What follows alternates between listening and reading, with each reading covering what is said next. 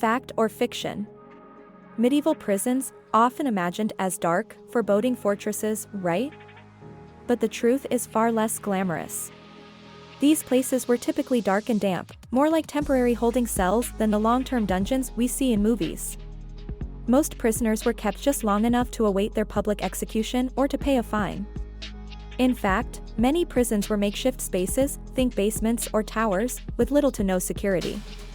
The idea of organized prison systems didn't really take shape until much later. So, while tales of medieval dungeons captivate our imagination, the reality was a lot less dramatic and a lot more practical. Fact or fiction? In medieval times, prisons were often part of imposing castles, where dungeons served as the grim holding cells for criminals and political foes. Imagine being locked away in a dark, damp chamber, isolated from the world, with barely enough room to move. These dungeons were far from the modern facilities we envision today. Contrary to popular belief, there were no advanced interrogation rooms or solitary confinement cells. Instead, prisoners were crammed into basic communal spaces, sharing their misery with others. Resources were scarce, and comfort was a foreign concept.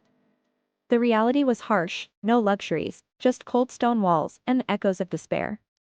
This was the true face of medieval justice, a far cry from the sanitized images we often see in movies. Fact or fiction? In medieval Europe, the concept of imprisonment was quite different from what we think of today.